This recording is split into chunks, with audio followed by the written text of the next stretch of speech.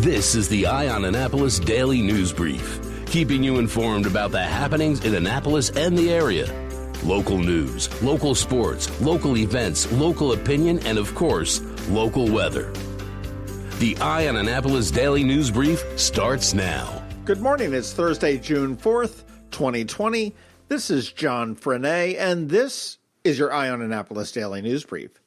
Yesterday morning, the Anne Arundel County Economic Development Corporation announced that their portal for the $10,000 grants is now open. They had expected it to be open by June 1st, so they're only a couple days late, but this is the Small Business Customer and Employee Protection Grant Program, which will allow qualified small businesses to apply for up to $10,000 to help with the purchase of products and services that can help them pivot their businesses to reopen. Now, the grant program was funded with $5 million from the county's allotment of the CARES Act, and it will be managed by the Anne Arundel County Economic Development Corporation. The criteria is that you have to be an Anne Arundel County-based business, including nonprofits, with 50 employees or less. It must be in good standing with the state of Maryland. You're going to have to submit a budget detailing your purchases and vendors, as well as financial documents as business tax returns, Schedule Cs, 990s, or a profit and loss statement. Again, the grant is up to $10,000. It can cover the cost for things such as PPE for employees, protective shields and dividers, sanitation products, digital signage, technology hardware, wellness scans, virtual meetings, e-commerce if you need to get your website up to speed, delivery vehicles and equipment if you need to deliver things, legal and accounting services, as well as workforce training. You can get more information at AAEDC.org, and you just want to click on the big banner up on top that says COVID-19 resources. If you are a small business, I would suggest you act on this fairly quickly. It is $5 million, $10,000 a pop. That will go pretty quickly. Late yesterday afternoon, County Executive Stuart Pittman announced that churches, synagogues, mosques, and other houses of worship will be able to increase their current limits on attendance beginning this Friday at 5 p.m. Pittman pretty much went with Governor Larry Hogan's 50% occupancy limit that went into place about 2 weeks ago. And he did remind everybody that on the 50% capacity, the churches do need to maintain social distancing, including spacing to ensure 6 feet between individuals or households, no use of common materials such as hymnals or holy books, no activities that promote personal contact such as hugging, shaking hands, etc. Face coverings should be worn by all congregants, employees, and volunteers. Frequently touched surfaces should be cleaned and disinfected frequently. Outdoor services are also permitted. Again, seating must be 6 feet apart from everybody else. Outdoor seating cannot be more than 500 feet away from the restrooms, and any tent over 200 square feet requires a special building permit to ensure safety. 200 square feet, that's a pretty small tent. That's a 10 by 20 tent or 14 by 14. That seems a little bit ridiculous to me, but hey, that's the rules. And another big thing that's happening on Friday at 5, Governor Larry Hogan yesterday announced that Maryland will be moving into Stage 2 of the recovery. Again, as in the past, we do not know what County Executive Pittman is going to do. He has not followed the governor's orders in the past. Typically, he's a week to 2 weeks later on that. But according to Governor Hogan, Stage 2 now will go into effect at 5 p.m. on Friday. And what this does is this lifts the order requiring the closure of non-essential businesses. So all businesses are now able to be open. They do need to follow health and safety guidance, which includes wearing face coverings whenever face-to-face interactions take place, temperature checks for workers and other personnel, limiting the proximity of employees by rotating employee hours, instituting split shifts, reduced schedule, shorter work weeks, staggering start times, quit times, breaks, and shift times. And the governor did also emphasize that employees who can telework should continue to telework if at all possible. Additionally, some more personal services are going to be able to get back in business. Nail salons, massage therapists, tanning salons, and tattoo parlors can all resume operations at 50% capacity by appointment only. And of course, they have to follow appropriate health and safety guidelines. Starting on Monday, June 8th, Maryland government is going to start to reopen. The Motor Vehicle Administration and other customer-facing agencies will begin reopening select branches, and they will be on an appointment-only basis moving forward. The Maryland State Department of Education will continue with its gradual plan to reopen child care centers. The Maryland Department of Commerce has developed and is continuing to develop as we reopen guidance. I do suggest any business to go to open.maryland.gov/back-to-business. Find out what their guidance and their best recommendations are to get back in business. Gyms are still closed and inside dining and bars are still considered closed. Now, the governor did say about the next steps. He said the trends are very encouraging, and if they do continue, the next step is likely going to coincide with the end of the school year, which will be in about a week and a half to 2 weeks, and they will consider opening additional amusement, fitness, sporting, and other summertime activities. If I had to guess, I would say gyms would be the next thing to open up in a couple weeks. Maryland is moving along. I don't know whether Baltimore is moving along. They had so many problems with their election the other day with the ballots, with the ballots that didn't get mailed, the ballots that were wrong. The governor has asked the state legislature to investigate it, and unfortunately the head of elections for the state is unable to be fired by pretty much anybody, so it'll be curious to see what happens there. Currently, former Mayor Sheila Dixon seems to be leading, followed by City Council President Brandon Scott. And in third place is former U.S. Treasury Department Undersecretary Mary Miller. It is still too close to call. They do have more ballots to count, but right now it does look like Sheila Dixon's in the lead, and I'm not sure what they're thinking of. Maybe Washington, D.C. said, hey, man, we reelected Marion Barry, and Baltimore said, hold my beer. All right, and a little bit of bummer news. We just learned that the 9th annual Kegs and Corks Beer and Wine Festival, originally scheduled for August 15th of this year, is going to be canceled. We got an email from Ashley and Sharon yesterday saying we were really holding out hope that things would start opening up, but there is just no way. We will be back in 2021. You can guarantee that. That's good news. This event was first established back in 2012 as a way to marry beer and wine together. The first Kegs and Corks was at Max Blob's Park out in Jessup back in August of 2012 with sellout crowds. They needed a bigger location. In 2013, they moved over to the Anne Arundel County Fairgrounds, where it's been ever since and continues to grow more and more popular each year. Disappointed that Kegs and Corks is not going to be here this year. Excited to see it again in 2021. And another festival that is going to be a little bit different this year. This is the First Sunday Arts Festival. We do have First Sunday coming up a little bit later on this week, or maybe it's the beginning of next week, depending on which way you look at your calendar. But June is not going to be out in the streets under the tents like it normally is. It is going to be a virtual festival this year, and they're going to try to create some opportunities for more than 200 vendors that do rely on these festivals for income and attendees that have really supported it for the last 18 years. This virtual arts festival is one that you can enjoy from your home. All of the artists that have participated in the First Sunday Arts Festivals last year are scheduled for this year have an online presence. It will include live, local, virtual concerts, and they also hope to have some live artists events as well. To see the virtual festival, you can go to firstsundayarts.com/virtual festival. And we talked to Eric Evans about when First Sunday Arts Festivals may return in person, and his response was, we're always planning for the next month. However, it's up to local elected officials who are monitoring COVID-19 to determine the proper timeline for reopening. Kind of a bummer, but I do love the way that all the businesses and all the festivals are trying their best to salvage. All right, that does wrap it up for the news today. Please make sure you're checking out eyeonannapolis.net for updates to these stories and more throughout the day, because we do update them throughout the day. If you are someplace you can leave us a rating or a review, please do that, and make sure you let everybody know how to download a podcast and subscribe to this one. We come to you every morning at 7 a.m., and that would really help us grow. It is Thursday, so you need to hang tight for Trevor with your Annapolis Makerspace Maker Minutes. And, of course, as we have every day, George Young with your local DMV weather forecast. All of that in just 1 minute, but first, Solar Energy Services. Hello, Marylanders. This is Rick Peters from Solar Energy Services in Millersville, Maryland, wishing you good health and a rapid return to prosperity. Uncertainty is one of the hardest parts of our current situation. As we move towards our new normal, you may want to consider adding more certainty to your financial future by locking in the low cost of clean solar energy. The economics of solar are tremendous, and there's no better source than the trusted team at Solar Energy Services. Residential solar projects typically earn the homeowner 8 to 12% annually over the life of the system, with even better returns for commercial systems.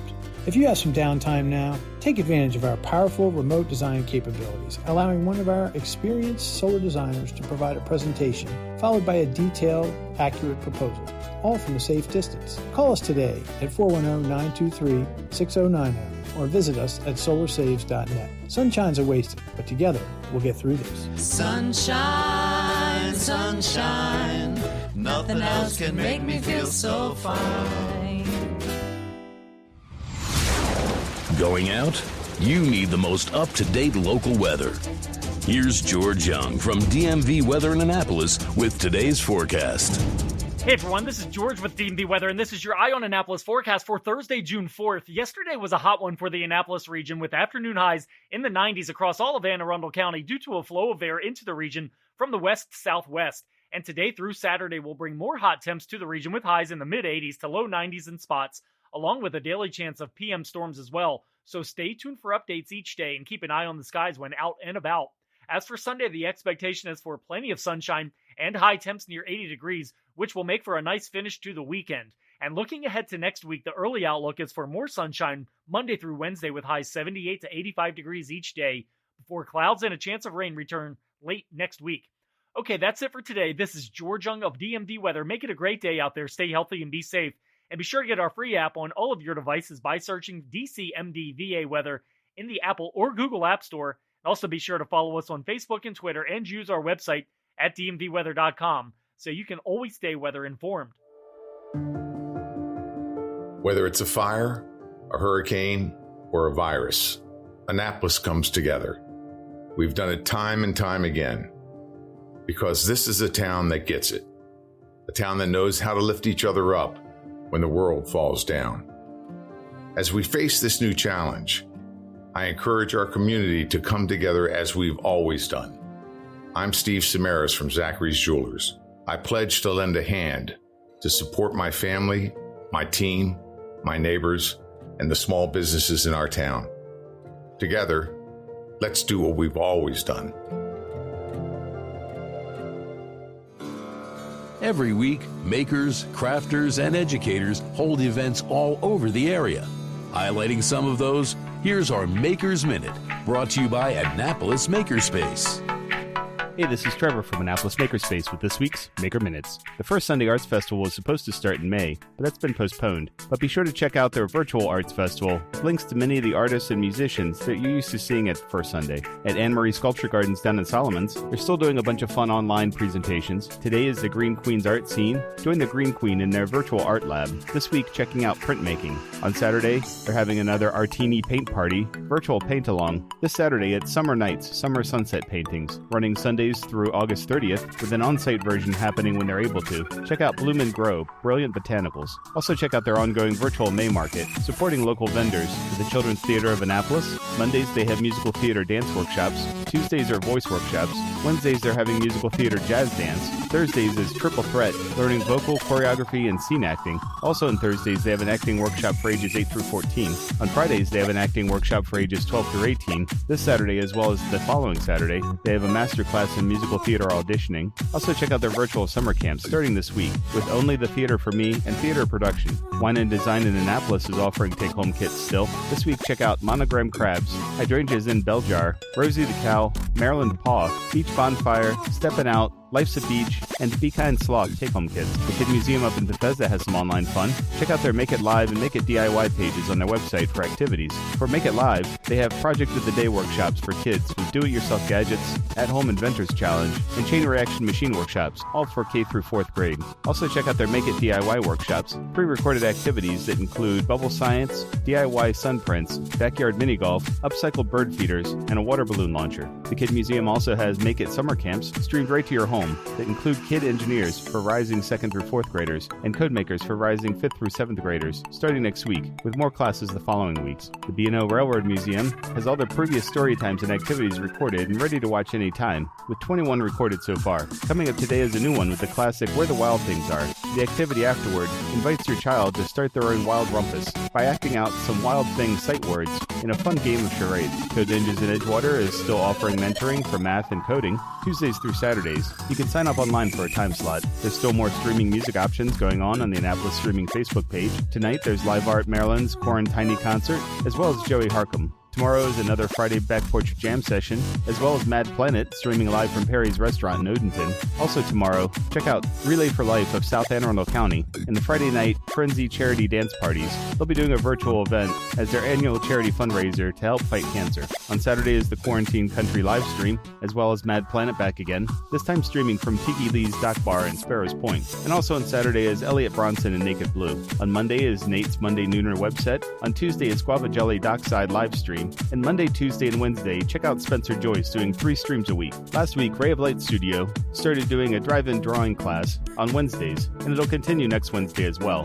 It's part of their Class in Cars summer series. They supply the sanitized drawing board, gloves, paper, pencil, and eraser. Come alone with a friend or with the whole family. You pay one price for whoever's in the car. They'll be doing this every Wednesday in June. At Local by Design, they're welcoming back their Artisans Market Spring Edition with 3 ways to shop safely this weekend, both Saturday and Sunday. They'll be posting videos online of studios, pictures of new products, and will be offering curbside pickup and local deliveries. You'll also, weather permitting, be able to shop outdoors. And lastly, they'll be selling things out of their warehouse that they set up for easier social distancing and traffic flow. At Art Farm in Annapolis, summer camp registration is still open. You can reserve a spot for as little as $100 down. They're still running virtual classes. On Sunday is First Exposure Digital Photography Workshop Part 1. On Tuesday, they have virtual art journaling. And on Wednesday is a Sumi E virtual class. Also currently in progress, but still time to jump in. On Tuesdays, they have their virtual botanical drawing for beginners. And on Wednesdays, they have their virtual drawing fundamentals for cartooning for ages 10 through 15.